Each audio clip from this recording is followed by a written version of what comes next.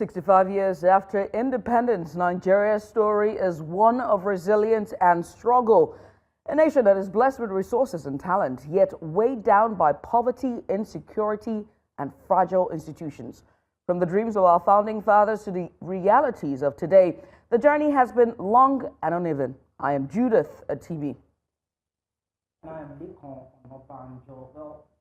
Still, Nigerians continue to push forward, building businesses, driving innovation, and keeping hope alive despite the odds. On this Independence Day, we look back at the road traveled, confront the challenges of the past and present, and ask what it will take to truly unlock the promise of this dear nation, Nigeria. And I tell you, Judith, that seems to be the question on so many people's lips and heart, that as this current administration really, truly done enough to actually unlock its opportunities and make life bearable and, interesting for Nigerians to live. Right. I mean, as we look at also the work that lies ahead for this administration, there's also enough that needs to be talked about as to, for us to inform the future, we have to look back at history as well and look at the trajectory of Nigeria since independence, whether 25 years or thereabouts in our democracy still, or our institutions, why after 65 years, they still are at abysmal levels. Those that needs to be discussed, whether it's health, whether it's the tiers of government, executive, judiciary, or legislative, whether it's at the local government level, healthcare, insecurity. There's so much that needs to be touched on as we, go through this. And we're going to be doing that for the entire hour, all the way down to 3 p.m. today. We've got our guests all lined up for you. We'll be looking at it from every angle as much as we can. And we've got quite the stellar cast just for you to give us in-depth analysis. But happy Independence Day to you. Happy Independence Day to you too. 65 years, I mean, some people will say no be being so. But then, of course, you did listen to the president in his independence speech earlier in the morning, talking about improvements in infrastructure development, talking about improvements in security, improvements in healthcare, improvements in agriculture. And one would actually look at it, looking at the empirical evidences made available to us. It's how true are these facts being tabled when you look at the realistic, tone of it, most especially as Nigerians right now are not even that optimistic about, is there a need to actually celebrate? Right. I was coming to work this morning, Judith, and I noticed at a couple of the filling stations now, a lot of queues. And guess what? And guess what? There was also queues at the gas stations too. Right. So we are struggling with having to secure fuel for our vehicles, our mobile engines, and we're also having to grapple with the issue of gas. But then, if the government says things are looking good, and you see, and that's the issue that the critics have argued. Many critics of this government, whether it's the pressure groups or NGOs or independent bodies or people, observers from the outside, they have argued time and time again, especially with this administration, that the merits or the metrics that they are measuring in terms of progress is a far cry from what we see with, the citizenry and how what their experience is. I mean, you can look at the indices and say, we're doing well, this is all that we've done.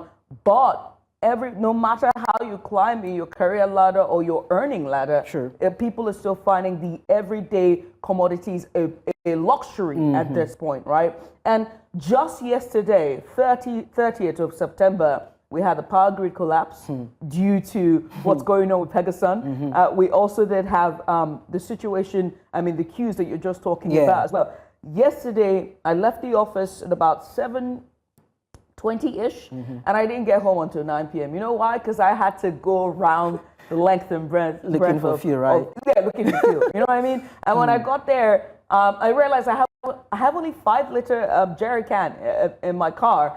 And I'm literally going from one fuel attendant to the other and asking, please, I want to buy. And someone sold me a 5-liter keg for 1,000 naira. Black market, right? I am not even joking. That should be a black market. No, just an empty keg is 1,000 naira. Well, no, what's a 5-liter keg? Just 1,000 naira, because I know that when I get home, there isn't going to be any power. Although they bring the electricity back on maybe later on that evening. But woke up this morning, it was darkness. I was like, well, happy Independence Day to me. So basically, these are the everyday realities of Nigerians, aside the rhetorics and the so-called propaganda that we see being aired in the media. But then we're not going to be doing this alone. We have a lot of people that will be sharing their perspectives and be talking to us as regards Nigeria celebrating 65 years of independence. Definitely, we have our reporters across different states who will also be sharing how Nigerians are feeling about this particular anniversary. And of course, we have guests too that will be coming on board to talk to us. But in the meantime, from lawmaking to oversight, Nigeria's legislature remains central to the country's political journey. And our correspondent, Sergey Ibrahim, has more. He'll be sharing that with us in this report. Since independence in 1960, the legislature has played a central and sometimes controversial role in Nigeria's democracy. Its constitutional mandate is clear: to make laws, represent the people, and oversee the executive. Yet, its performance has often drawn mixed reviews. Following Nigeria's return to democracy in 1999, the country has had 7 complete national assemblies, with each of them spending a 4-year period, and is currently in its 10th assembly. You may be wondering what happened to the 1st, 2nd, and 3rd national assemblies. Well, they were cut short by military coups in 1966, 1983, and 1993. Since 1999, Nigeria's National Assembly has passed landmark laws shaping governance and development. Key highlights include the ICPC and NCC Acts in the 4th Assembly, EFCC and Public Procurement Act in the 5th Assembly, the Freedom of Information and Pension Reform Act in the 6th and 7th Assembly, and the Not Too Young to Run Act in the 8th Assembly. The 9th Assembly delivered the Electoral Act 2022 and the Petroleum Industry Act, while the 10th Assembly is driving constitutional amendments and reforms like the recently passed Tax Reform Act, the Regional Development Commission Act, and even the Electricity Act to decentralize power generation in Nigeria. When you look at it very closely, these 3 responsibilities of the National Assembly are the core pillars of governance. It's only the National Assembly that can appropriate resources for the implementation of policies and programs. There are so many landmark legislations that they have passed that triggered a lot of reforms in various sectors. So we can go on and name a number of them. So in terms of passing legislations that drive reforms, I think the National Assembly has done tremendously well in that regard. Within the last 26 years, the National Assembly and by extension, the legislature has added its own value to governance. So whether that translated into good governance within the last 26 years or not in concrete terms is a subject to be looked into very critically. Despite its many achievements, the National Assembly has left much to be desired by Nigerians. Critics accuse lawmakers of unpatriotism, self-interest over national duty, executive interference, corruption, and weak constituency representation, earning it the label of a rubber stamp. I think they have lost track of actually what they are supposed to do. You see National Assembly members taking praises for bringing constituency projects. So most of the times when they get to there, they end up getting rich, and they end up getting to serve other things other than the people. Now, it's good to sponsor bills, but now you're sponsoring bills of federal universities everywhere in your local government. How does that help the economy? National Assembly in particular needs to do more in the area of constitutional engineering, re-engineering the Nigerian Federation. But that was what was given to them by the military. But 26 years is enough for any serious-minded Democrats to look at the system and rejig it for the good of all. The 10th National Assembly often describes itself as the People's Assembly. Lawmakers believe that this sacred institution has delivered nothing short of the people's mandate. We have seen firsthand how the laws we have passed translate into tangible production, revamping, and resources for Nigerians. We are not rubber stamp, especially the 10th National Assembly. And if you see the smooth working of the parliament and the executive, that does not mean that behind the curtains, behind the cameras, that there are no rough areas that the parliament look at the executive in the eyes and say, no, no, no. The parliament is your best friend. Support us. As Nigeria marks another milestone as an independent nation, how can its legislature improve? Remove these constituency projects. I think it was a mistake to have been introduced in the first place. It has now become a conduit of just draining funds. I think the mechanism of our leadership selection process has to change, where it's not the money bags that make it to the National Assembly. There has to be other means. The relationship between the legislature and the executive is neither here nor there. If the legislature tries to assert itself, the executive becomes very defensive, and they say, okay, there's executive, legislative rancor and fighting, and everything paralyzes. The moment the legislature tries to cooperate with the executive, it is accused of being a rubber stamp legislature. So we really need a conversation as to what kind of framework do we need. The legislature is the bedrock of a nation's democracy. For Nigeria's National Assembly, its credibility hinges on whether it can rise above politics and serve public interest. In Abuja for News Central, Sagir Ibrahim.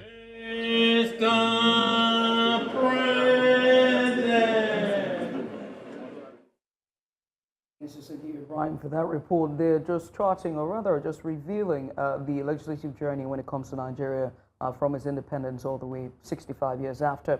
Now to discuss the 65 years of Nigeria's independence, looking at it in depth from this time from the angle of legislation, we're joined by Eze Oyekbere. He's a lead director, Center for Social Justice. Also joining us is Ogbedi Ifaloyi Isibo. He is a commissioner for Digital Economy, Science and Technology, Edo State. Gentlemen, thank you so much for coming on. Also joining us is another, but this time a lady, just to water things down, and that's Mary Ikoki. She is the founding president, Emerge Women Development Initiative. All three will join us to discuss Nigeria's progress, its enduring challenges, and the way forward. Lady and gentlemen, welcome. We appreciate you for coming on to the program this morning, or rather afternoon. I'm so used to morning by this time. But let's get started, everyone. I'm going to start with the ladies first as always. We are at a crossroads, 65 years since independence. Looking at this administration and the trajectory of women's participation in governance and public service, you are giving your position in all that you're doing with your NGO and Pressure Point. I had to ask you, how would you score women's participation in the last 60 years since our independence when it comes to social governance in Nigeria? Well, I would say that, thank you very much. That's a very interesting question in the sense that we're beginning to mainstream women and having at a front burner conversation, and much less on a day like this, the day Nigeria celebrates its 65th anniversary of independence. But if you ask me, of course, people over the years, there have been a lot of historical imbalance that women all over the world have to grapple with. And Nigeria is not an exception. Nigeria is also on that journey to mainstreaming women and making sure that women, they run an inclusive and a more effective democracy. And 65 years later, we've seen a little progress. We are not yet where we would wish to be as women of Nigeria. But I think the 10th National Assembly also gives women of this country some kind of hope in the way they are championing the reserve seat bill. So it gives hope that maybe this time around, women of Nigeria will take a big leap in terms of political participation as it concerns the National Assembly and the state houses of assembly. So to say that over the years, there've been so many advocacies, activism, and people, different quarters trying to address this issue of the imbalance, or making sure that women get to participate in our democracy. Because the truth is that you can't really claim to have a democracy in a democracy that excludes half of the population, or a group that makes up more than 50% of your population. And what that means is that you are not utilizing the potentials, the talents, the productivity, and all of the insights and perspectives that women could bring to the table. So I would say that, yeah, we've made a little progress. We're not where we ought to be. And there have been a lot of conversations, a lot of advocacies. But if you look at our National Assembly, out of 109 senators, only 4 women.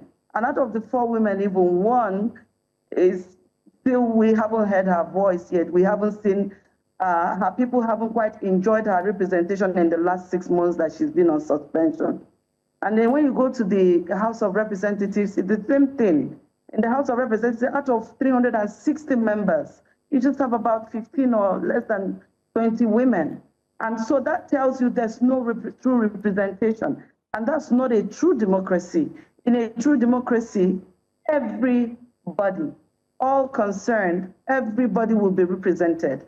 And that's why we see that Nigeria in the Committee of Nations, we are not very proud because we're not doing well. We are coming like last, second from the last position in terms of running inclusive democracy. So today, as we mark our 65th anniversary of independence, it is my hope, and when I listened to the president's speech as well, I saw that his speech was kind of a sober acknowledgement of where we are as a country. It also, and as someone, you know, someone who is also in the same political party as this president, I recognize the weight of leadership in difficult times that he has to go through. Nigerians are asking hard questions, and it's only it's only right, you know, that we respond with empathy, transparency, and urgency. So I like the fact that the president, in his speech, he gave hope, but you know, hope must be matched with action. You know, especially in addressing the everyday hardship, insecurity, and the cost of living. So the messages to the citizens must be that we see you, we hear you, and we are working for you. And that's why I like, you know, that speech of the president, because he didn't absolve himself from the problems. He was able to acknowledge that we have problems, and let's say that what they are working to address them. So, and I believe that part of this work would also be about mainstreaming women. It will also be about running a more inclusive democracy where you have laws that are, where you are making laws that comes from different perspectives, where you'll be able to make more inclusive laws and more inclusive policies, because that's what typically happens when you have all the women on the decision-making table, all right, or in the legal framing table. Mary, I understand that there's a lot you'd like to pour out from your mind, and as it affects you, it affects everyone too. But I say thank you for that response. Let me quickly talk to Eze right now and look at it from the perspective of what Mary said, talking about the National Assembly being a true representation of the people. You would recall in our report by Sagir Ibrahim, where one of the respondents said that the 10th Assembly refers to itself as the People's Assembly. So if you were to do an assessment in terms of wins and misses, would you say that the National Assembly is actually people-centric? That the idea of the National Assembly as the People's Assembly is the ideal. That is what ought to be. But the question is it actually the case that the National Assembly is representing the interests of the people? I will start from the point of view that they are elected to make laws, they are elected to exercise oversight, as well as representing the people of their various constituencies. If you look at these parameters critically and very well, if they do their job very well, they should be able to call the executive to order. They should also even be able to somehow also exercise some form of oversight over the judiciary in terms of If judicial officers are misbehaving, it's still in the legislature that they have to be called to order with the support of the president. But if you look at what we have today, in terms of our economy, in terms of even the ordinary simple issue of budget implementation, which the exercise is supposed to exercise oversight, and the fact that they've even clearly told us that if the executive, the head of the executive says jump, that they will simply ask how high, because these are statements they've made on their own, that they're not going to interrogate why they have to jump, but simply to say, how high do you want us to jump? So with utmost respect to them, I do not see them as the representatives of the Nigerian people. I rather see them as the representatives of either their selfish interests or specific political interests that are not in tandem with the rights and aspirations of the common people of Nigeria. My colleague Mary did mention the issue of electricity. How do you say you are making laws for good electricity in Nigeria when since you came to power, not a single megawatt of electricity have been added? Rather, what we get is increase in electricity tariffs. We get increases without improvements in electricity. I've just mentioned that nobody's implementing the capital budget. Rather, the legislature is busy extending the budget year from January to June, from June now to December for the 2024 appropriation.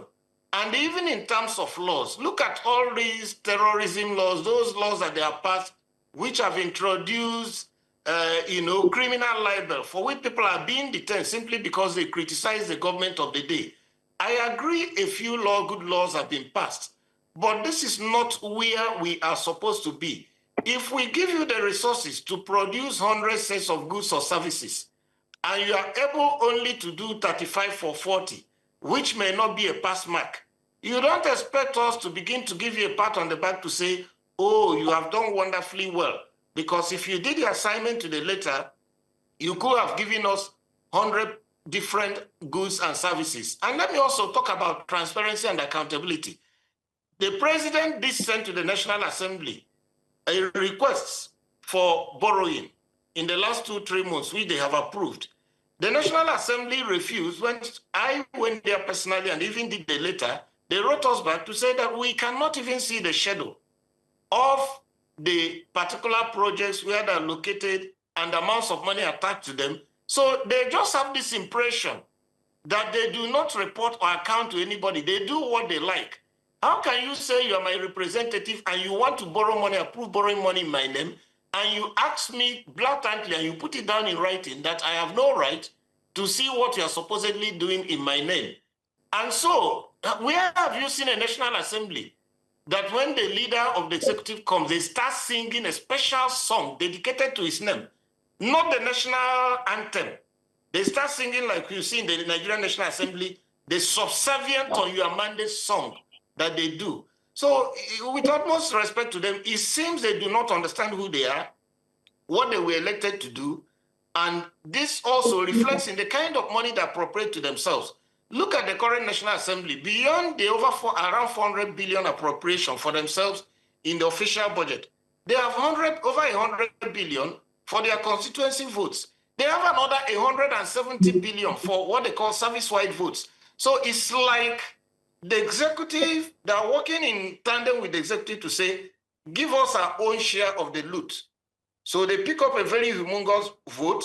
So with having picked that up, they remove their eyes on how the executive are managing public finances, how they're even generating revenue. So they simply take what they think they should get out of the system and forget doing the duties and the responsibilities for which they were elected. So for me, I will score the National Assembly since 1999 to date, particularly the current National Assembly. I wouldn't score them up to 50. I will give them between 38 marks and 45%, which in most schools does not qualify for a pass unless it's just the pass of let my people go. Okay, we are tired of you. Let's graduate you for whatever it is worth. But if it is actually assessing a pass, that's not a pass. Right, Mr. Ekpere, you said especially this National Assembly. I'm very intrigued as to what you mean by this particular National Assembly, but we're going to get to that very quickly. Let me quickly turn to Mr. Ogbeide and ask you. You are the former Commissioner for Technology and Youth Development, Edo State. And so when we look at the president's speech, he's talked about more resources now flowing to states and local government areas for grassroots development. He's also talked about, the student loan scheme, the NEL fund, which is about 510,000 beneficiaries and 99.5 billion naira disbursed. Now we can talk about who these persons are and the register and exactly who are the recipients of that. But we're not going to get into that. Instead, we will talk about the disparity of it. Those numbers that have been called out and what we're seeing at the grassroots level, your take.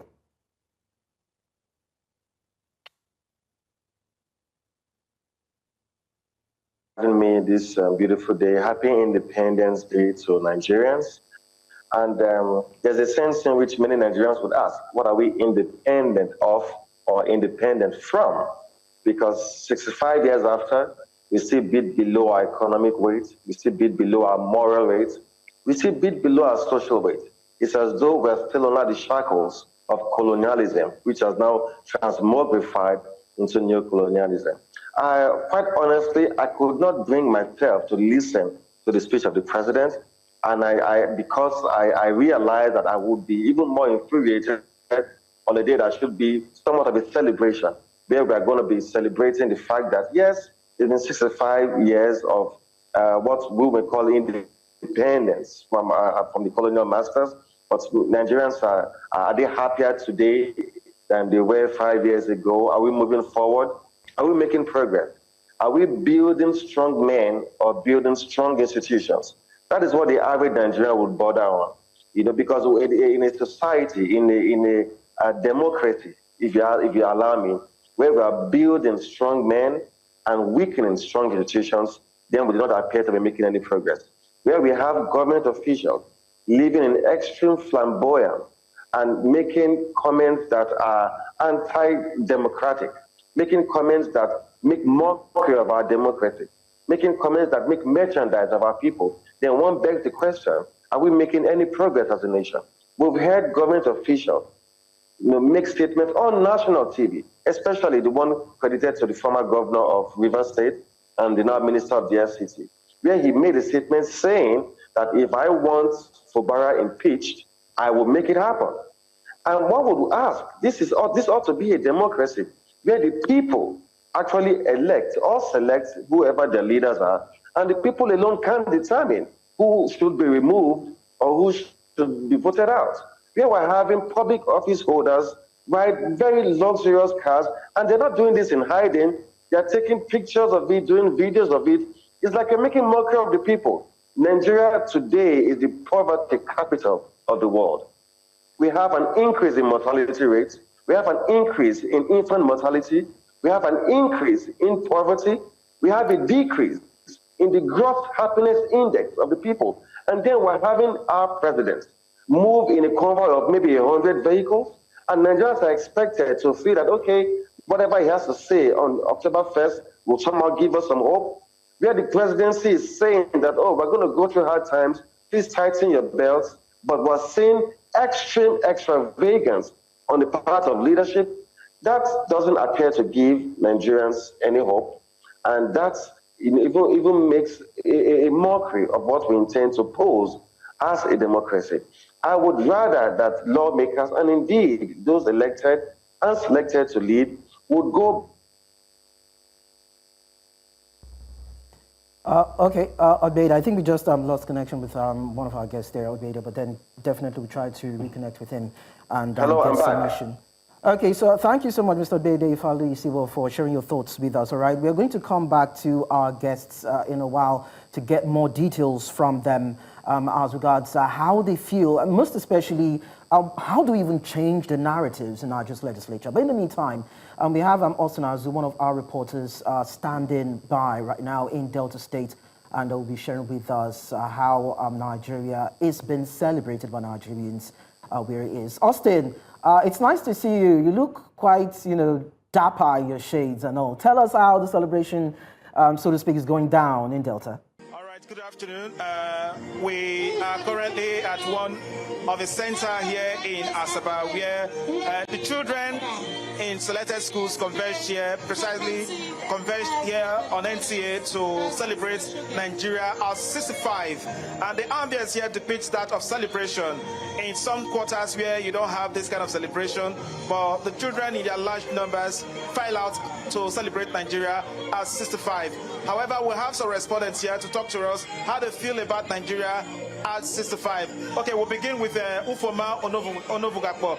Ufoma, how are you doing? Happy Independence Day. So tell me, how happy are you celebrating Nigeria at 65? Thank you very much. I'm very happy about Nigeria being 65. It's not been easy, but we know that Nigeria will get there someday. Okay, what's your perception about Nigerian leadership for the past 65 years? My perception about Nigerian leadership is that they've not done well, as a matter of fact. I think they themselves that have been traveling abroad since 65 years, they are supposed to replicate whatever thing that they see abroad and come and do it in Nigeria. Before we were born in the late 70s, Nigeria is supposed to have been transformed to like Dubai, to like US, to London, to Houston. But now there's no development, so I wonder what our leaders, what they've been going there to do. They just go there, they're enjoying themselves, and they come back to Nigeria. It's not supposed to be done that way. Whatever thing that they see there, they're supposed to replicate it here. Thank you. We have the Vice Chairman of Anyosha North Local Government Area. We have Neka Dibia. Neka Dibia, you are a grassroots representative at your people at the local area. There's a concern about leadership failure in Nigeria. Will you agree to that? Really, I don't want to agree with her totally, because leadership is for everyone in every level where we are today, both from home, from the churches, and the entire world at a large. So I want to believe that as leadership, the Nigerian leadership is trying, but I believe we'll get better someday. We're growing and we'll get there one day. Okay, thank you. Okay, we have some students here to talk to us. We have Vianney Ogochukwu. Vianney Ogochukwu, you are a student. What's your dream about Nigeria? My dream about Nigeria is to make Nigeria, let Nigeria be known all over. Because Nigeria has natural resources and raw materials, let's be known, anywhere you go, you should hear Nigeria, of the country, Nigeria. Okay, let's meet Gabriela Idozie. Okay, you are a student as well. So what do you think Nigeria should focus more on now so that you as a student, you can have a brighter future for yourself? Well, I believe the natural, they should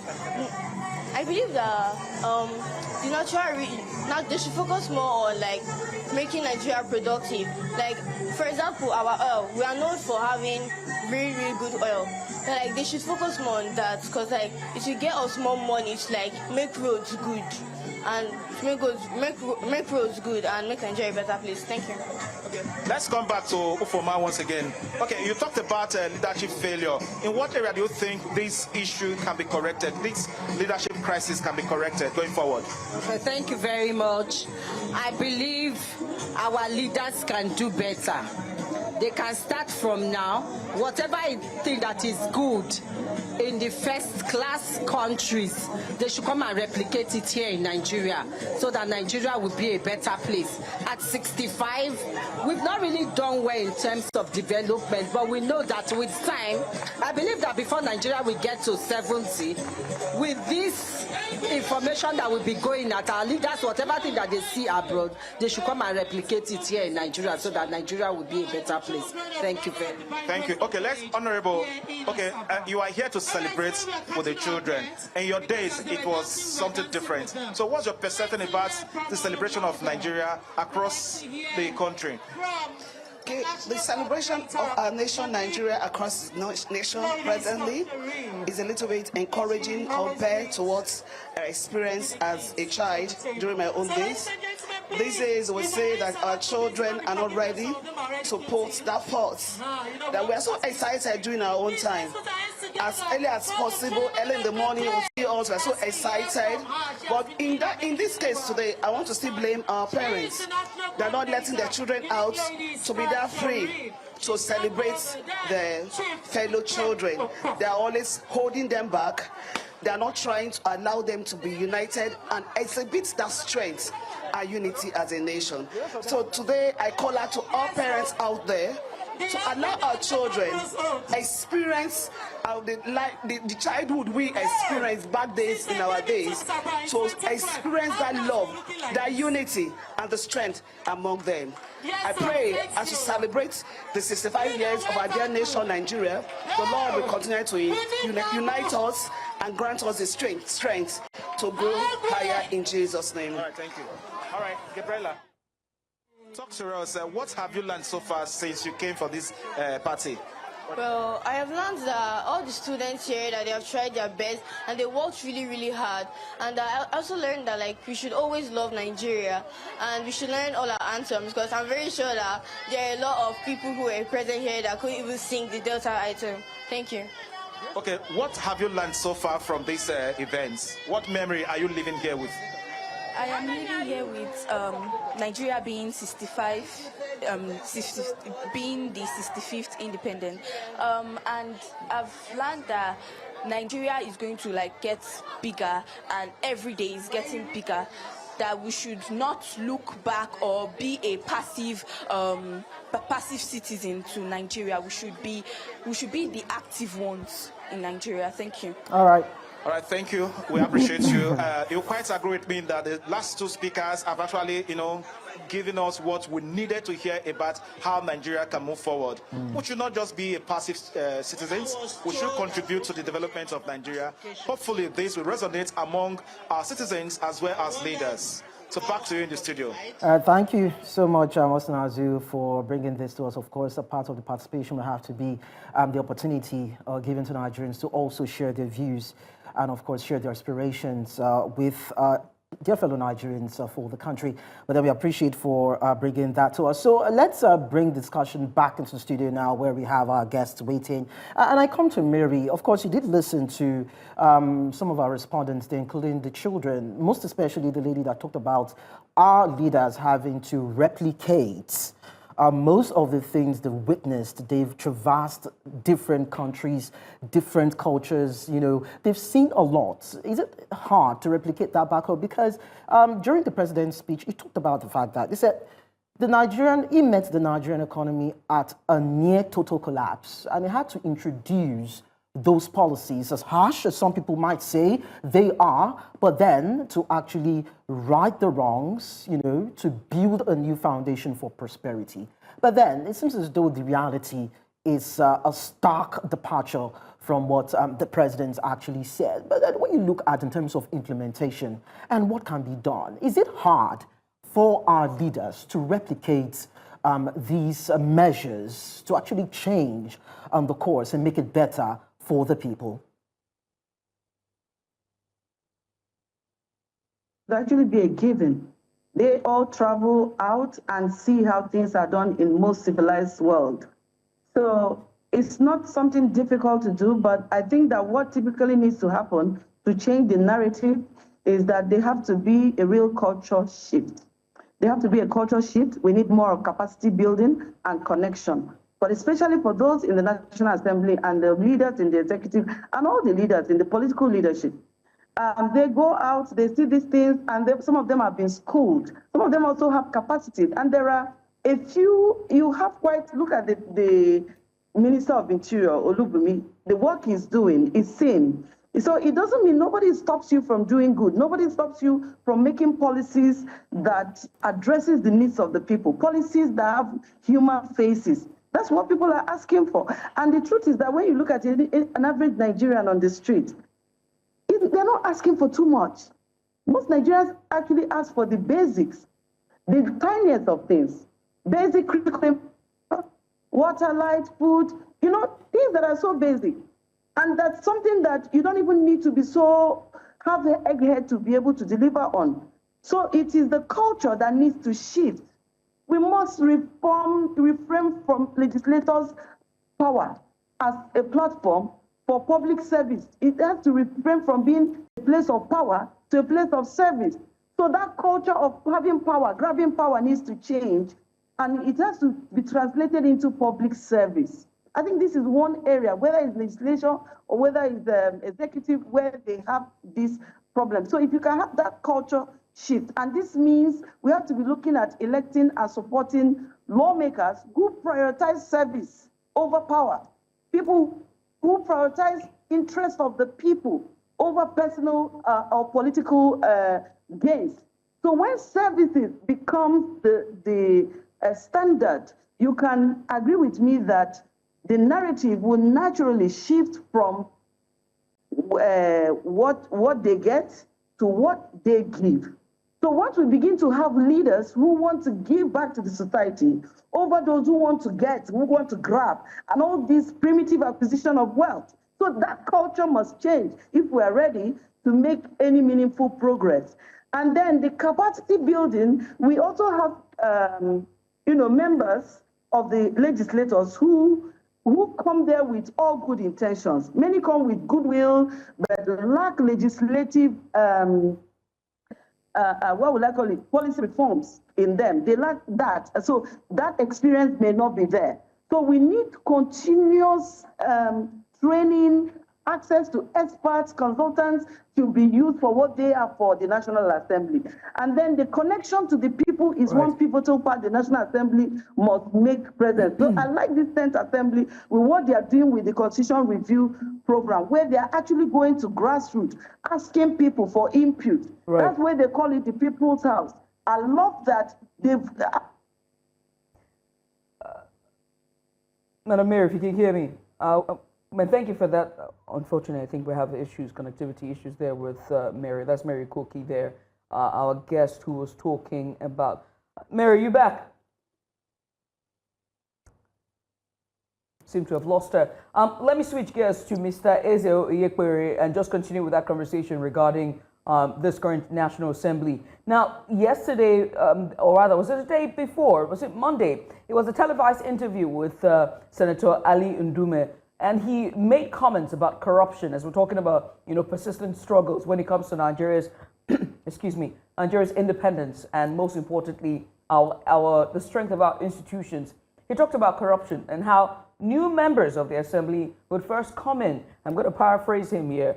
And he said new members would come in with 40 cars, and before you know it, in a short period of time, they've amassed so much wealth that they would be able to spend, quote, 100 million naira in a sitting at a party, right? And so I do have to ask you, as we're talking about our institutions, the level of corruption that we've seen, and whether it's this administration or past administrations, our consistent efforts to try to tackle corruption, but still persisting in right before our eyes, the same way Senator Ali Ndume described it.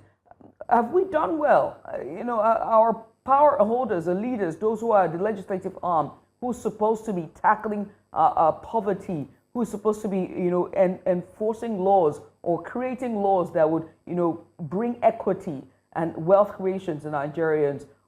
We see them, in some way get rich quick. Is the National Assembly a pipeline to get rich quick?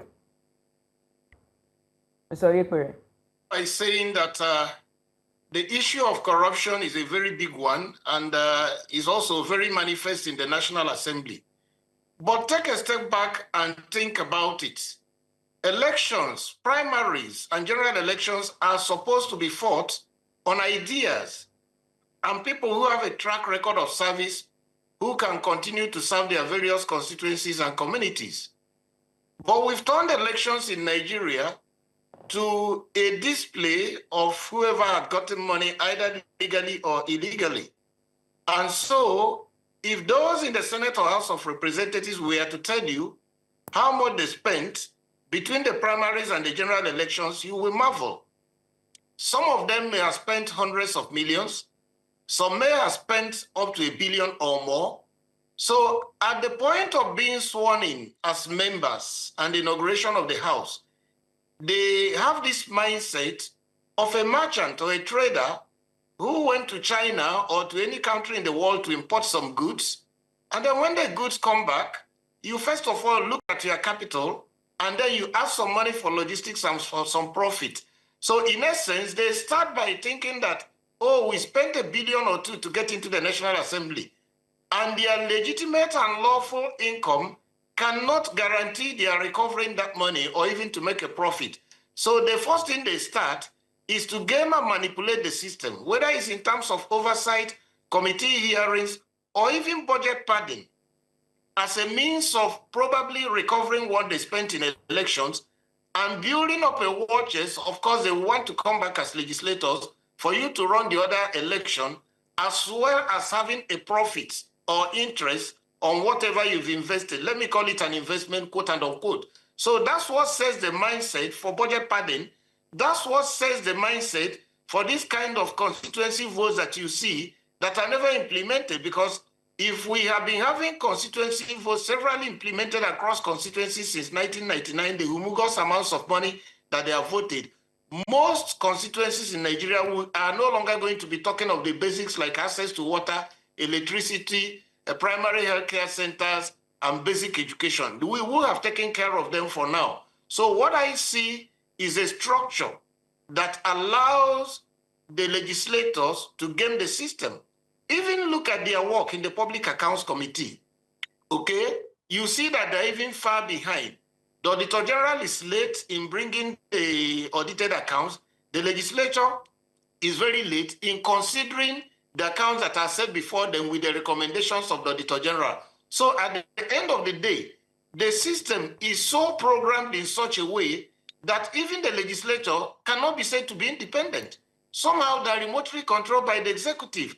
And they are the ones who should have been controlling the executive instead of the executive controlling them. So the structure of saying there is corruption there, yes, there is corruption. Of course, we've heard of all the scandals that arose from even public hearing, that arose from budget padding, leading to the suspension of some members of the National Assembly, leading even to some legislators serving jail time, like the Farouk from Kano State. So it is not new. It is not a story. It is real, it is practical, and they know it. And also even the fact of how some people manipulate or game their way to becoming elected. Okay. If the system was working in accordance with the electoral law, the current Senate president is not supposed to be a senator.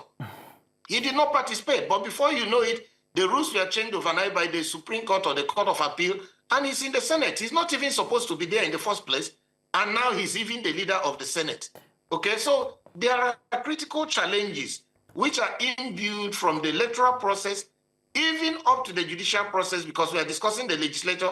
I think we should sit down in one day and also discuss the judiciary, because the judiciary has contributed immensely to the corruption we see in the system today. Well, I tell you, Mr. Onyekere, definitely we are going to talk about the judiciary, but then I will be wrapping up on this. But I'd like to get final comments from Obede as regards what Asia has said, and the talks around legislative remuneration, welfare packages, the fact that they have access to constituency allowances, ditto project executions, and we don't see, that sort of correlation when you visit the wards and you visit those local governments. How do we make the National Assembly, Nigeria's legislature, accountable?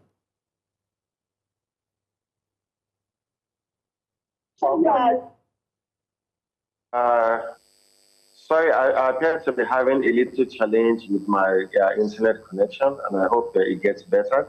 So, but I think I got a part of the question you posed.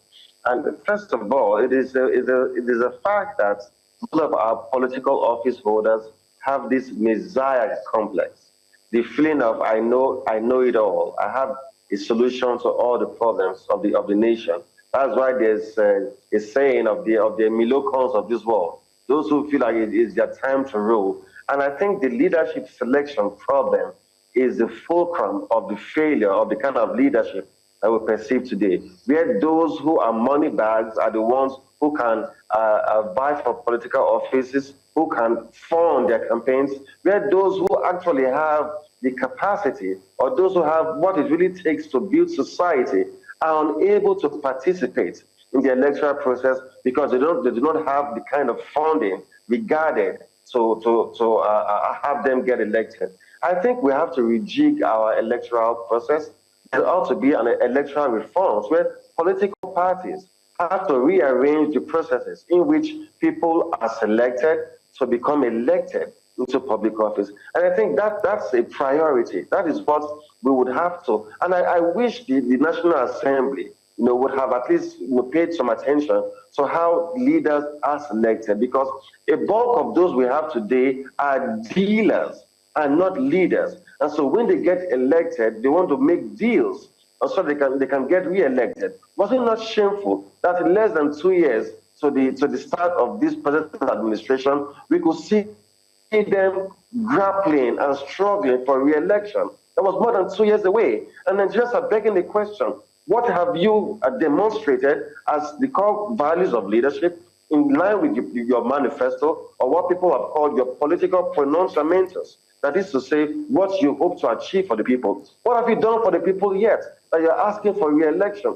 And the more they talk about it, the more they argue about it, the more offended the Nigerian people are. And we have people like the governor of Edo State, making even more mockery of the Edo people, telling about how he wants to give 2.5 million votes to a leadership that many Nigerians think is a failed leadership. So that borders on the fabrics of our democracy. Right. What is really the purpose of it? Is it to make people richer, or to make the people happier, or to make the people richer? I think we would have to acknowledge that we have not done well as a nation. Mm-hmm. We have to acknowledge that we have not elected decent men and women to lead to hold public offices, right, and appropriate the resources of the people to our benefits. We must acknowledge that there's a need for an overhaul of how leaders are selected. Then and then only can we move forward and make progress. Then and then only can we move forward and make progress. I must say thank you, gentlemen, for taking out the time to join us today. It's been 1 hour of in-depth analysis when it comes to corruption, to the welfare of Nigerians, and all the way down to the legislative arm when it comes to this current dispensation. Thank you so much, Mr. Ezeoyekwe, and of course, Mr.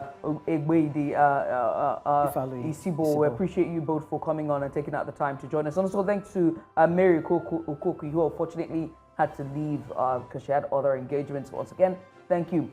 You're watching our special live coverage of the 65th, independence for Nigeria. Let's go on a short break. When we come back, the second hour is going to be more in-depth analysis. Stay with us.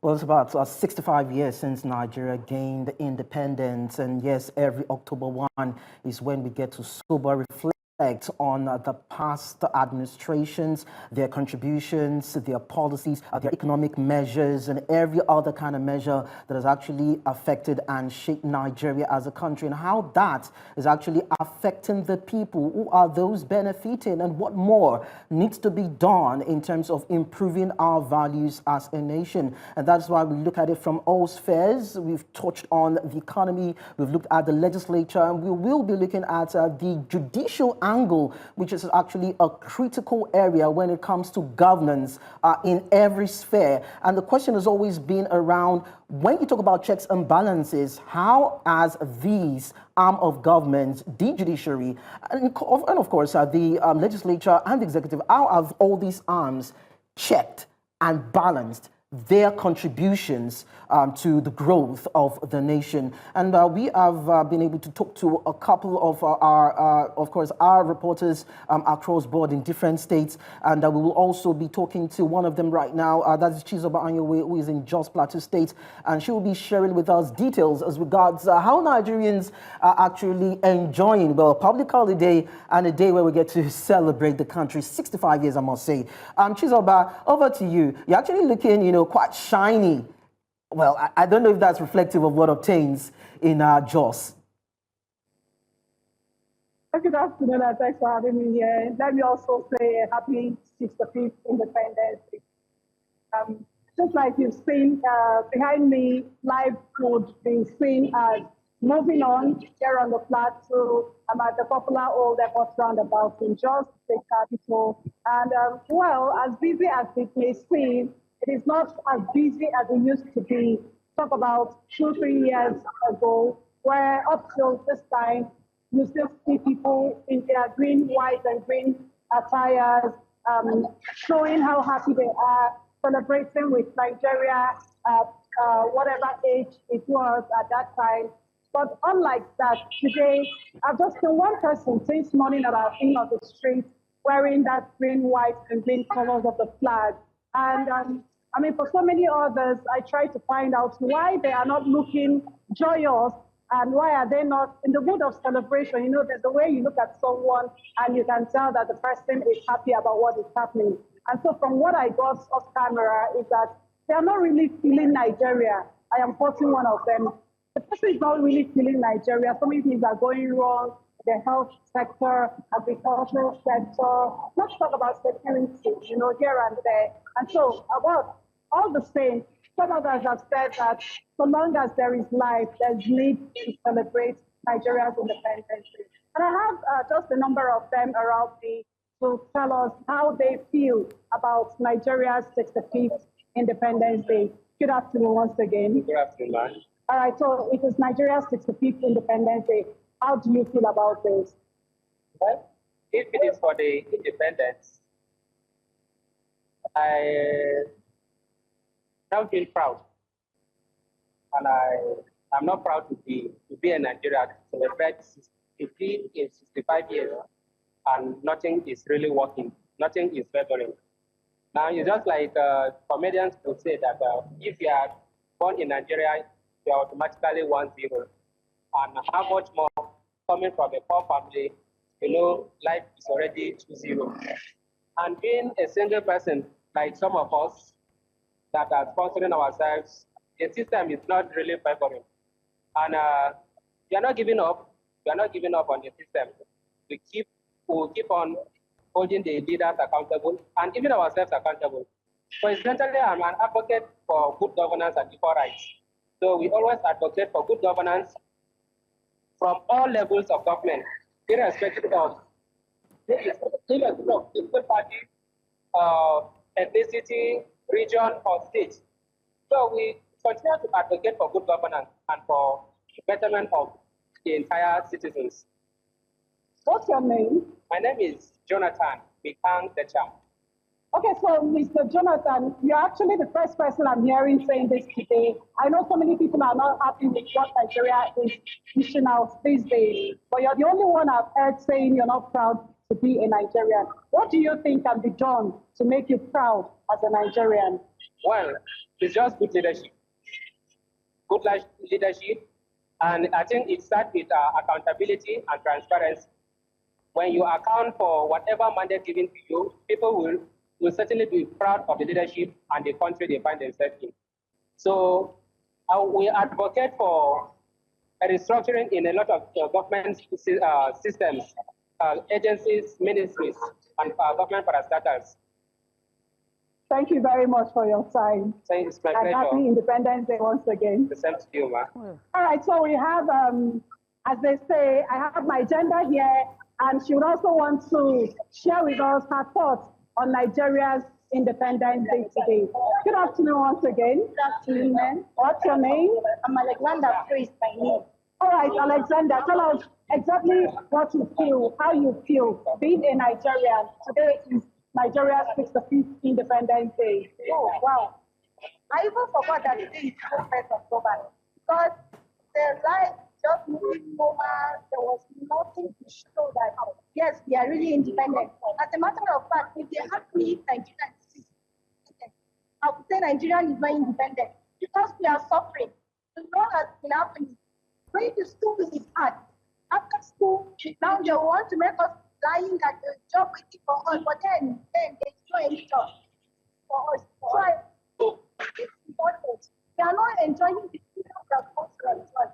We are not enjoying this like freedom that Nigeria is independent. The lifestyle, the freedom to get it, but man, that is the case. So I must say, I even forgot that today is Independence Day because I've not seen anything happening around. Like I went out for my normal activity, and then I even forgot that it's independent, unless you just inform me now that, yeah. Thank you so much for your time.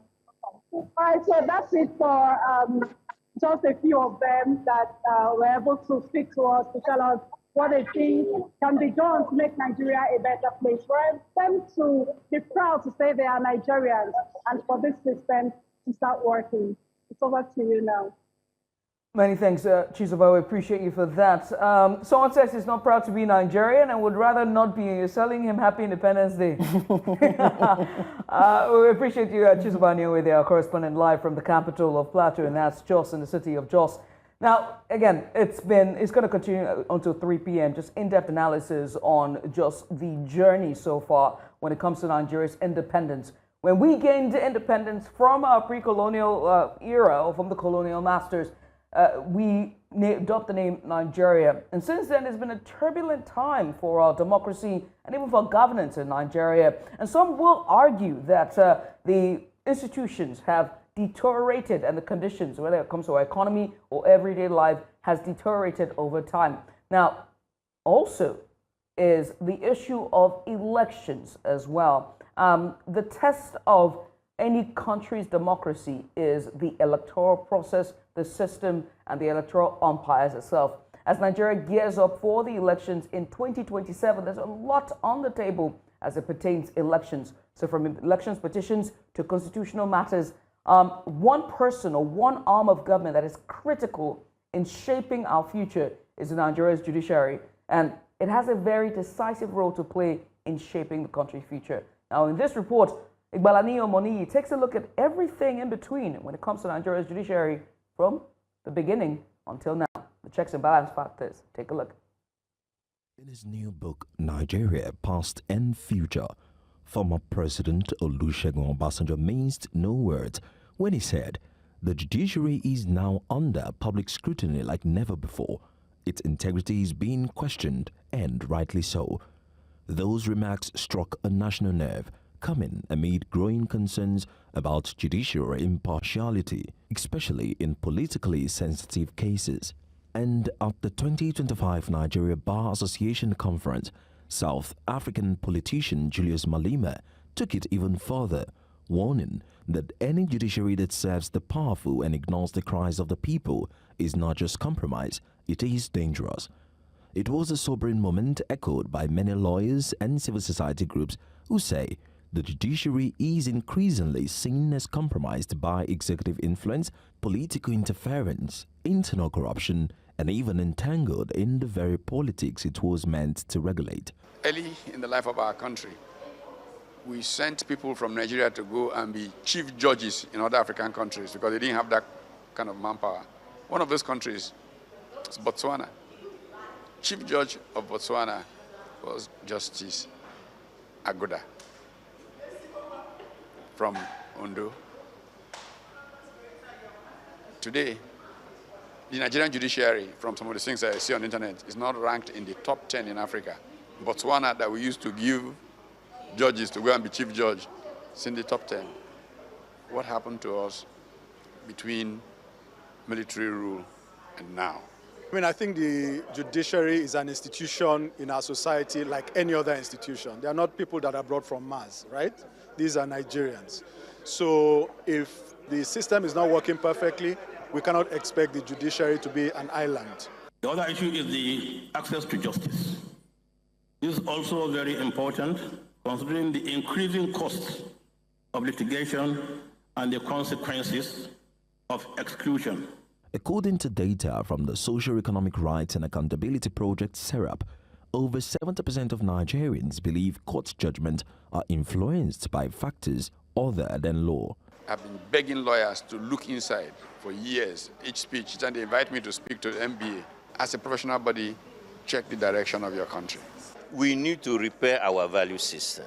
We need to rebuild institutions that honor people who have done that deserve honor. We need to promote people that deserve promotion and punish people that deserve punishment. Accountability is key. We must collectively ask, how can the legal profession stand out in rebuilding confidence in our institutions? How can we lead national conversation that truly matter? But is all hope lost? The judiciary is clearly struggling, population is growing, How many cases are they dealing with? How many cases is a judge dealing with? What kind of support does he have? And we're looking at support, we're still talking about whether the judge has a home to go to when he or she has retired, whether he has a car. It's a lot more than that.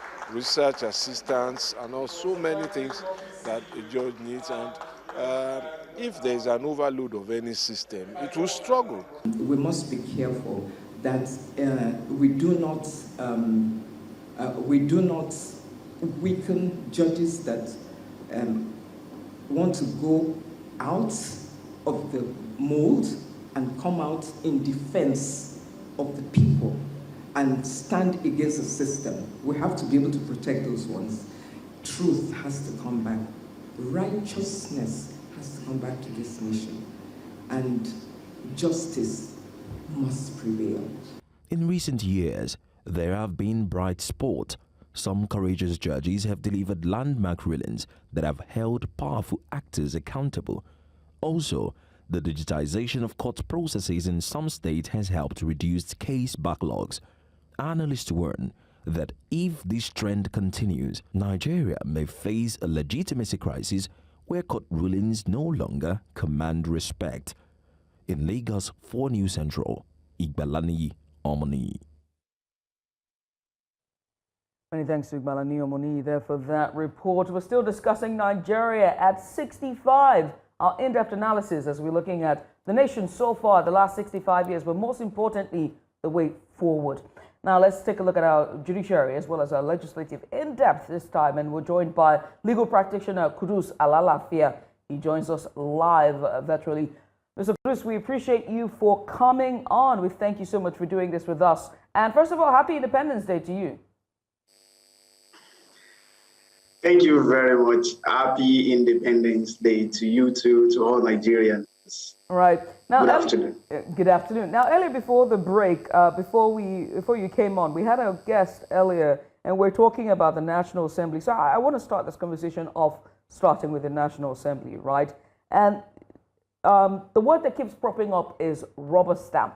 You know, many Nigerians feel that the National Assembly is more of a rubber stamp than an independent check.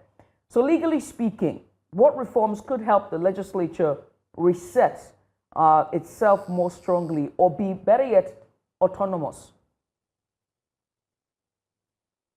Thank you very much. The truth is that to a very large extent, we have our laws, just that they are not effective. If the National Assembly, or should I rather say, if the members of the National Assembly would stick to their powers and functions as identified under Section 4 of the 1999 Constitution, that, to me, is even enough for them to be autonomous, to be independent. But what we have come to realize is that our leaders, and I'm addressing them directly now, has consistently refused to distinguish when to play politics and when to get ready for governance. The fact that you are a card-carrying member of a political party with a sitting president or a governor is not a yardstick to be a rubber stamp. And that is why we say we disagree to agree in democracy. The other party too, who is sitting as the president or the governor, should also realize that the mere fact that members of the National Assembly, to a very large extent, let's say the majority of them, belongs to his political party does not mean they need, or they at all times would be in agreement with his policies. And this is how democracy is being strengthened. But what do we see in Nigeria as of today? If you see a National Assembly that grills the executive, if you see the National Assembly that questions majority of the policies of the executive, before you know it in the public space, they will say the leadership is not in agreement, is seeking for the downfall of the executive. The question is why? If the National Assembly will look will even sit or look into the Constitution and look through their oversight functions. The Constitution does not envisage the fact that you will just be at the National Assembly sipping tea and taking biscuits. No. There are oversight functions that you need to do to agencies and parastatals, ministries of government. Ask questions. If there is a budget, if there is a sum of money given to a parastatal, go there under your oversight function as a legislator, as a legislator, go there and ask questions. But what do we have? You will only find them full house of 109 or 360, respectively, that Senate or House of Representatives, whenever there is passage of the budget, or perhaps whenever they want to share money. When critical legislative enactments are being discussed, you found their seats vacant. You found their seats deserted, and Nigerians are now asking questions. So for me, I do not believe that we need to do anything extraordinary. What we only need to do is to wear the gown of constitutionalism. Constitutionalism is the tool, is the mechanism upon which our constitution works. Thank you very much. All right, Mr. Alalafia, I'm actually glad that you are the one talking about this. It's very important because we're talking about checks and balances and how all these arms of government are meant to cross-pollinate in terms of their dispensation of their statutory roles, of course. Now, but then we are going to bring it home. Before I do that, let's quickly introduce Dr. Awal. Unfortunately, Abdullahi. We've lost him. Okay, we just lost connection with him. All right, no problem. So back to Mr. Alalafia. I mean, let's bring discussion down to your forte. You're a legal luminary, and of course, one would say, okay, if we're talking about these arms of government having to check, their excesses and clip their wings, so to speak, how much of self-checks, given these arms of government do, most especially the judiciary, as we talk about it now? We know that is the third arm of government, is the arbiter of disputes, it is the interpreter of laws, it is also the ultimate executioner of justice. But there have been questions as regards, how seemingly compromised the Nigerian judiciary has been, and how, in some courts it's been said that they seem to serve the powerful in the country. So I'm just going to put it straight to you. How independent, impartial, and efficient is Nigeria's judicial system?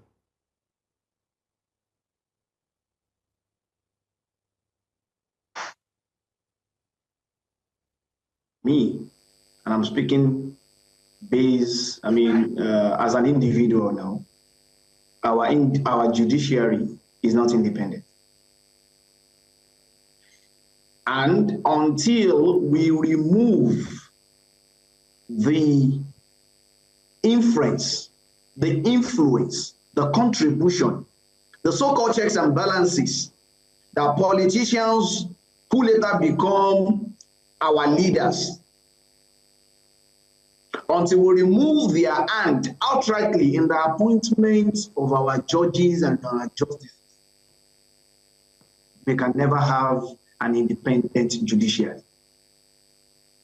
And that is what I'm saying. The bedrock of our problem in Nigeria is that our politicians have refused to learn when to play politics from when to govern.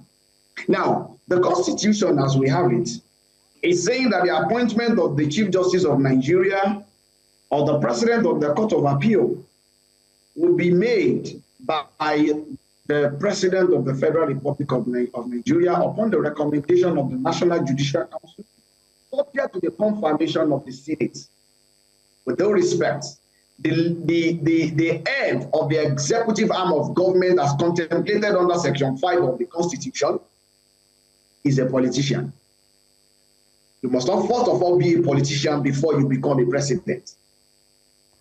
The second one is subject to the confirmation of the Senate. The head of the Senate is also headed by a politician. Now, if you look at The qualification to become the president of Nigeria today or the Senate is that so far you have a school cert or a certificate equivalent to a school cert. And with due respect to these bodies, school cert holders are now appointing persons who are adjudged to have not only been to secondary school to have O-level, you must have at least gone to the university to obtain your Bachelor of Laws, which is the LLB. And of course, you must have also gone to the Nigerian Law School to obtain your Barrister at Law. And you must have been found to be in all ramifications fit and proper by the body of benchers and eventually called to the bar. That is not up to that. Now, all right. You must have also served, or you must have been a legal practitioner of nothing less than 15 years or 12 years or 10 years respectively. And you are now placing the appointment of these persons who have undergone this very vital experience and academic exposure to school cert holders. And with due respect for me, your level of education is a prima facie evidence of your thinking faculty. Is a prima facie evidence of how exposed you are. Forget the issue of wealth. Forget the issue of richness. Forget the issue of I've been to this, I've been to that. How long have you been within the corridors of school to be taught by those adjudged to be teachers? Now, we now have people who, by virtue of their qualification as school certs, peradventure become the president, vice president, senate president, and speaker. And you are saying that the appointment of the CJN or the president of the Court of Appeal or the CJ of each of the states should now be subject to these fellows. Now, the question is this. Our politicians, like I said, that's why I lead that foundation. Right. Politicians in Nigeria, as we know today, they are like, I give you one, you must bring two. Right. So when you now, only God knows what has gone underground for the so-called, for the CJN president and the heads of our state high court. All right. Only God knows what has gone underground before they were eventually appointed. All right. Only God knows, even to become judges, only God knows what has gone under. So by the time such a person is now faced with a legal issue involving one of the persons that have helped him to clinch that post, okay, the question is, what comes to play? Right, Mr. Alalathia, just give us a second, right? First of all, I'd like to introduce our second guest. Is a political analyst, and that's Dr. Awal Abdullahi. He joins us live as well. Dr. Abdullahi, many thanks for joining us. Now, as we are introducing you, we want to switch gears to the capital, Abuja, as we have our reporter, Aishat Salihu, who is live on standby waiting for us for more details. Aishat, good to have you join us. I can see you are at the park, and we see picnics behind you. Let us in. What's going on? Judith, well, right now I'm live at the Millennium Park here in the city of Abuja. As you can see behind me, there are a number of people here, youth groups, men, women, children. They're just here, you know, celebrating the Independence Day and also taking out time to unwind because it is indeed a public holiday. They're here in their numbers, playing music, sharing food, jokes, laughter, even playing games. And it's more like the children are also enjoying what is happening here. But I also have a lot of people here who want to actually express what today means to them, being independent. They'll walk to one of the respondents here. Good afternoon. Good afternoon. Can you kindly introduce yourself and tell us what this day means to you? Okay, my name is Favor. Basically, independence it means freedom. And I still believe Nigeria. I still believe in Nigeria. I still believe that Nigeria will be great again. I still believe, I still strongly believe in Nigeria. And I believe that Nigeria will be great again and it will happen in my lifetime. I am very confident about that. So happy Independence Day celebration, Nigeria. Happy 65 years. Thank you so much. Well, that's one excited resident of the Federal Capital Territory. I'll walk to another respondent here who will tell us today being public holiday, what she's doing and how she's enjoying the public holiday. Good afternoon. Good afternoon. My name is Bisola Sala. I'm a project manager.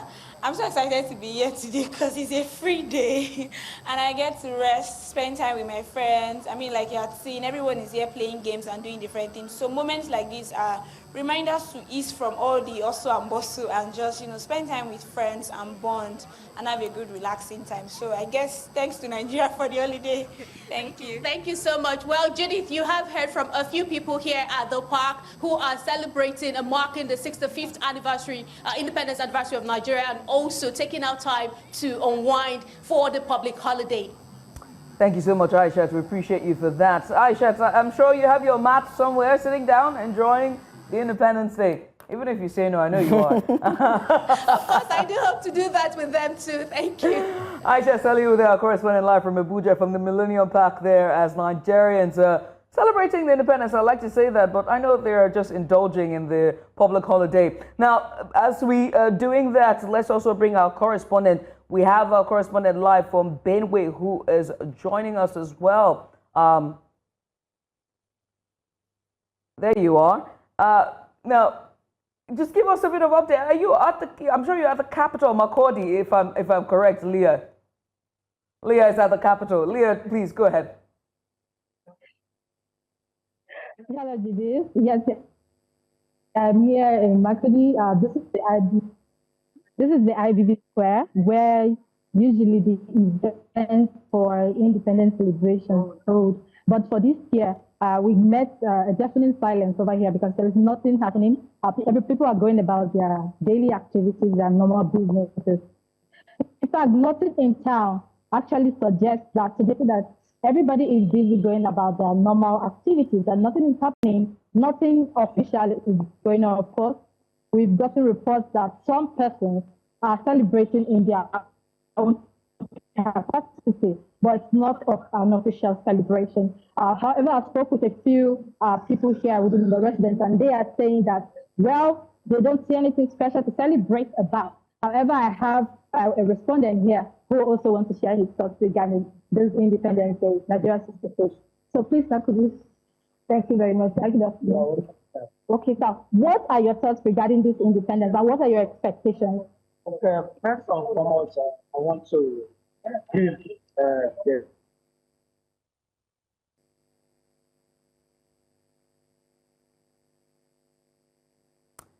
Seems to have lost Leah, and you're there. Leah is our correspondent live from Makurdi, Benue. We're trying to bring you that report from Makurdi, Benue. We have our correspondents and our reporters across Nigeria to give us updates on the celebrations as Nigeria marks 65. Now it's back to our guests from earlier. Let's bring in Dr. Awal Abdullahi, is a political analyst. Dr. Abdullahi, many thanks for joining us. We appreciate you for coming on.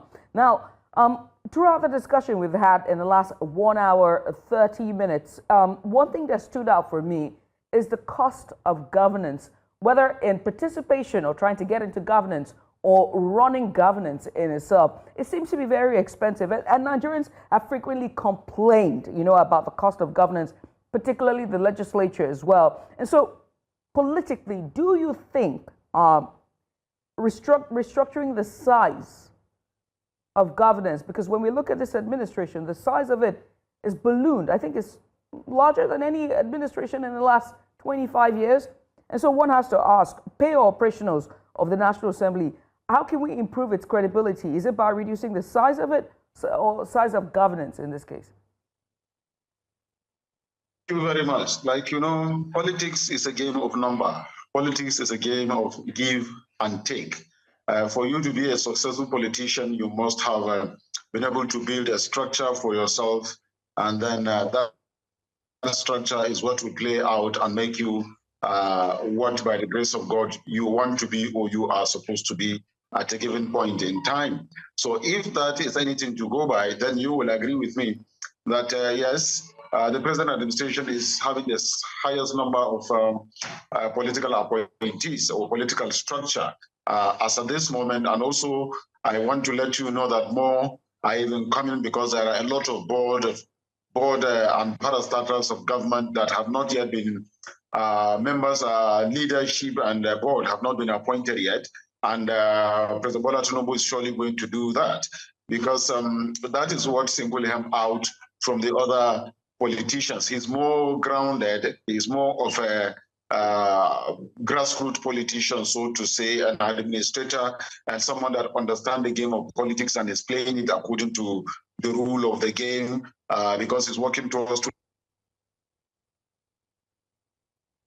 2027 himself. And like I said, politics is a game of number, and of course, you have to build followership. Now he has been able to build those followership, and he's expanding on the followership and the structure of his political structure, so to say. Be that as it may, if you look at the costs of governance, yes, it is taking a very serious toll in Nigeria and Nigerians. That I can agree with you, but also you will also agree that in the last 26 years, this is the first time that you are having the highest amount of money being generated and, of course, being allocated to different tiers of government, from the federal itself, state and local government, and as well, when I say federal, that entails the ministries, departments, and agencies at the federal level, and of course the level of the state government and the level of the local government.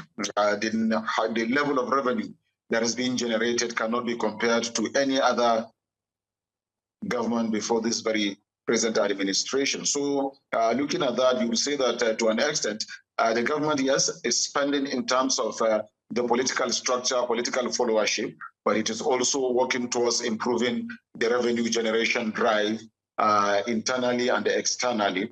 And the states are better off for it right now. And when you're talking about this structure, I also want you to know that it is not only at the federal level that the president is having the highest number of political appointees or his political structure. I want you to also know that in each of the states of the federation, the same thing is applicable. All the governors at the various levels, in fact, the members of House of Representatives, the senators, the members of the state legislature are equally building structures. And then all the structure is lying and benefiting from whatever proceed that is coming from the top, going down to the bottom.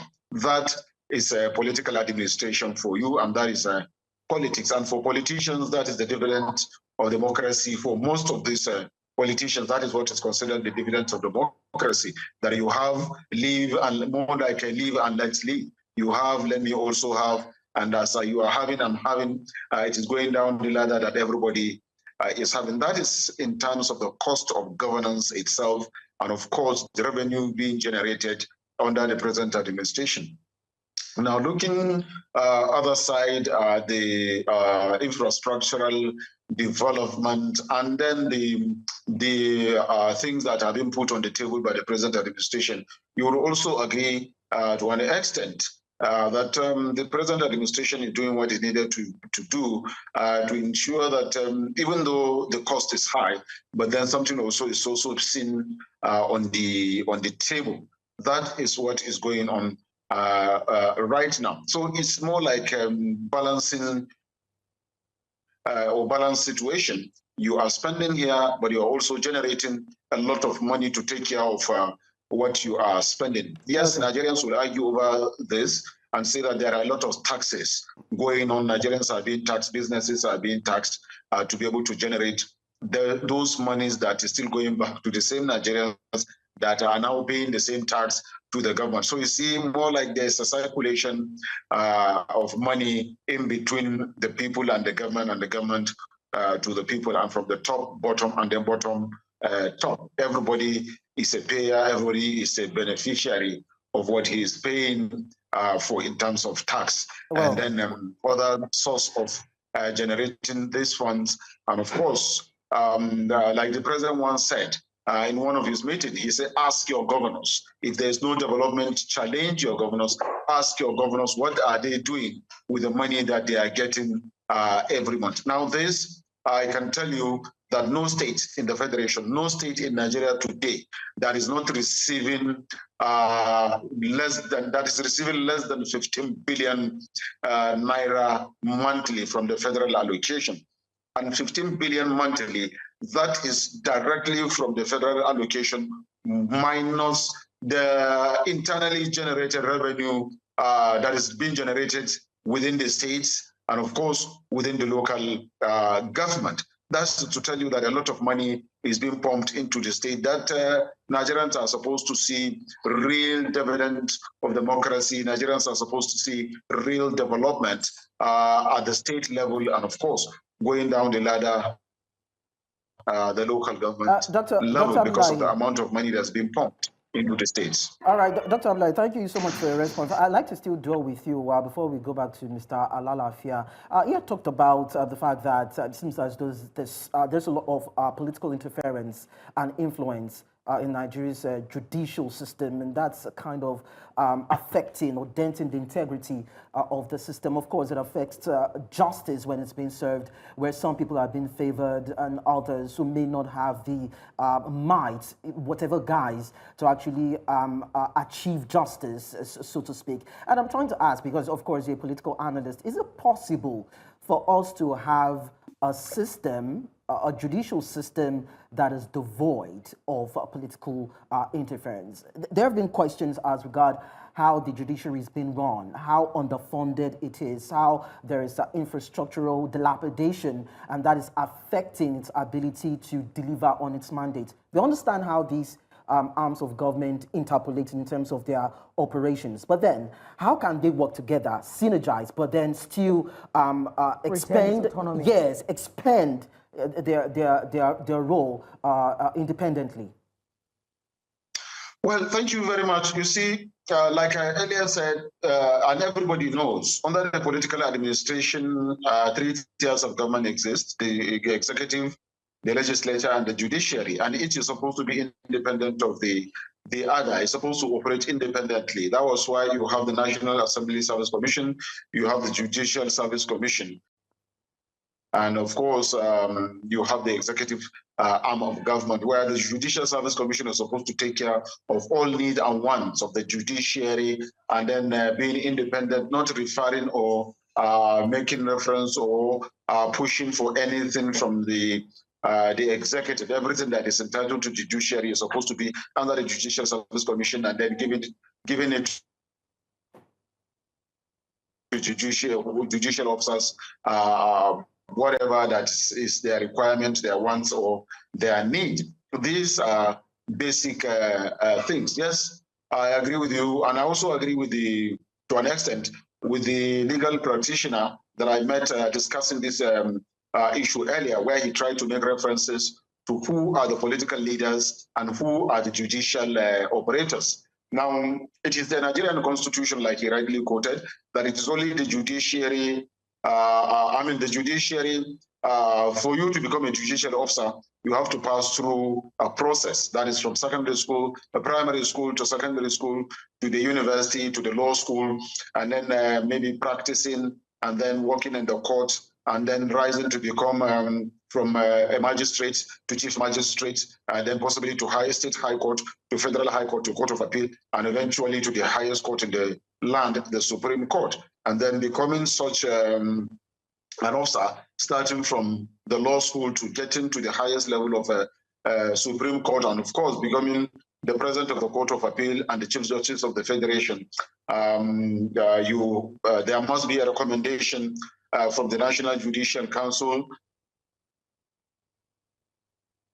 to the executives, some things like that. And of course, it has to pass through the National Assembly, where the legal person is challenging the educational background of who are screening, or the people screening the judicial officers as appointed, or even the people appointing the judicial officers. Well, he has his own argument, but I am disagreeing with him in this very one. This is why it is a political administration, and it is the same lawyers were part of those that drafted this Nigerian constitution. It was not just one person or 2 people or 3 people that draft the constitution. Of course, lawyers, very senior lawyers, were involved in the drafting of the constitution, and it says the minimum, the lowest requirement, education requirement for a person to become a political office holder is a secondary school.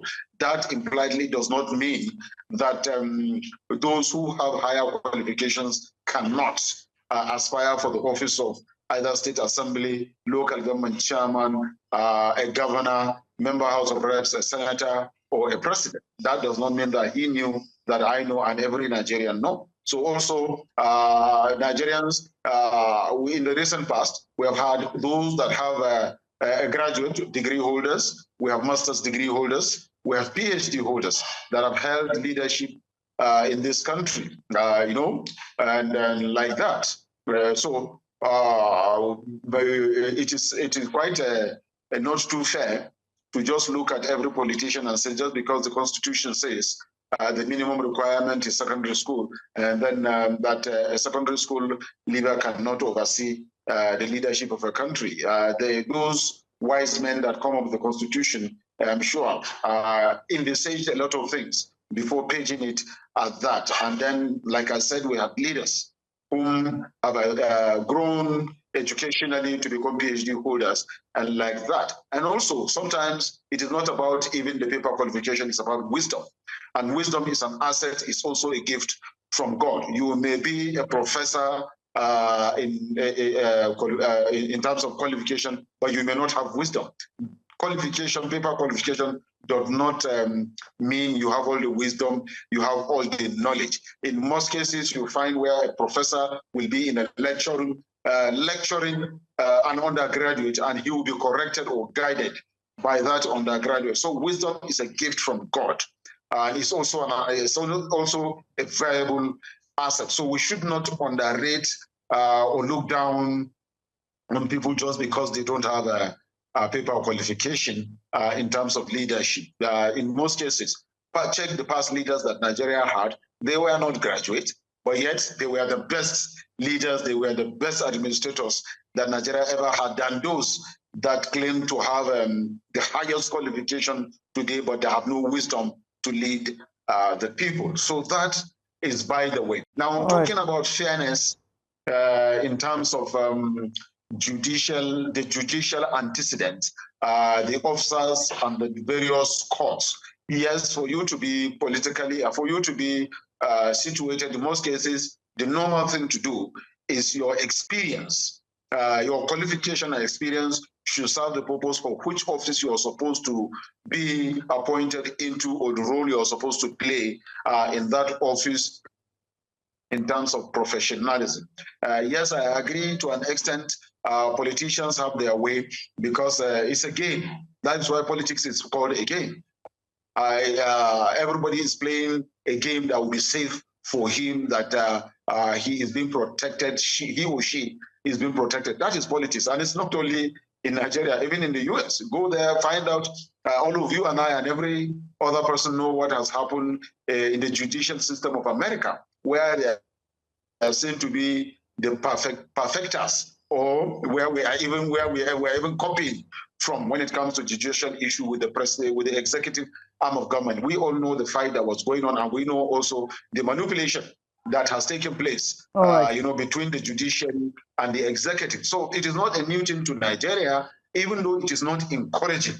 Because the judiciary is supposed to be the last hope of the common Nigerian. So it's supposed to be played fairly and justly. And that was why the judicial woman that is carrying the scale and the listen. Right. Now, Dr. Abdullahi, as we're talking about our eyes being blinded, so that she will not come. Yeah, fairness and justice. As we're talking about this, we appreciate you for using that analogy, because it really brings us to our final question about, you know, fairness, equity, but most importantly, corruption when it comes to the judiciary arm, and whether or not that, the media has been able to assist in the judiciary or legislature oversight when it comes to our governance. And so let me ask you, Mr. Alalafia, you are a legal practitioner, and we have pressure groups, we have NGOs, we have CSOs who have also flagged the judiciary and said that the judiciary in some sense have not really and truly been the final hope of the common man. Would you agree? And can the media, and what role can the media play in holding judiciary accountable? Very quickly, because we're out of time.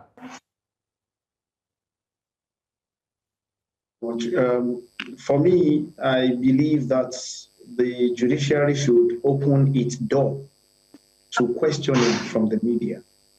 And I would also employ the media to employ the best hands in handling legal issues, so that at least journalists or media men and women who understand the language of the courts, because they are very close. In fact, in the real sense of it, they term the media the fourth arm of government, and they are very close to the people.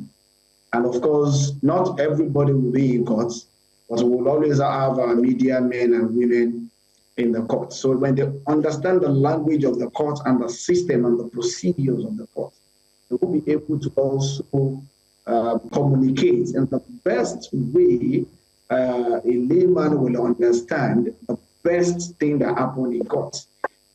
Because we've come to realize that some media men do not really understand how the court system operates.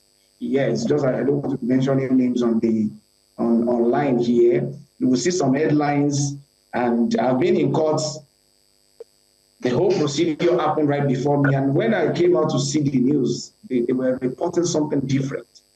But the underlying thing is, if you now look at the educational background, you can see I'm more particular about the education now. Educational background of such a media personnel, you will find out that such a person does not even have any legal understanding of how the court system operates. So that's on the one side. On the other side, let the judiciary also make the same way the executive tried to do media, what do you call it? Is it media party or something?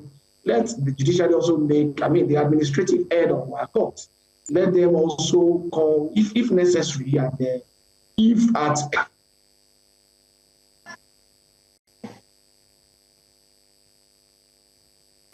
right. let them make a kind of communication to the world through the media, so that at least a lot of questions will be asked, and they will be able to also, to a very large extent, explain their part, because these are a set of people that by law they are meant to be seen and not be heard. Right. You can only see them, but they cannot talk. So, and that is why our judges, no matter how we malign their identity, they cannot still come out to defend themselves. So I believe if the heads of our courts, at least administratively, if they come out once in a while to speak for their members, is not out of bounds. Thank you very much. Thank you. Many thanks to our gentlemen. We appreciate you for coming on, Mr. Kudus Alalafia, who is a legal practitioner, as well as Dr. Awal Abdullahi, who is a political analyst. Thank you so much for giving us insight as we assess the judiciary and the administration and just the autonomy of our legislative and administrative arm. Lekon.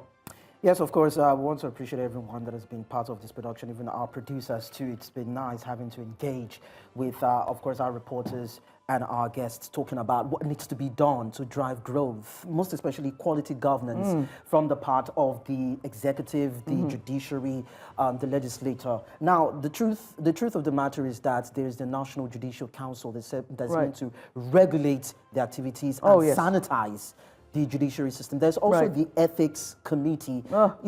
There's so many of layers of checks that are meant to be put in place, most especially in the legislative arm, to ensure that these arms of government work efficiently. So then you can now spread the checks and balance across board. That can actually guarantee quality governance in the country. Yeah, and that's why when Kudus opened up, he did open up by saying that these committees do exist and there are laws that do exist for this. Of course. And I wish the conversation doesn't end here as well. It continues the entirety of today, and we will continue this conversation right here on News Central. Our job is really to go beyond the news and give us in-depth analysis and make sense of the headlines. Thank you so much for being with us all the way down from 1 p.m. down to this hour. Join us at 3 p.m. for the major news bulletin. From us, it's goodbye. Want to say bye? Of course. Happy Independence Day. Happy Independence too. We'll see.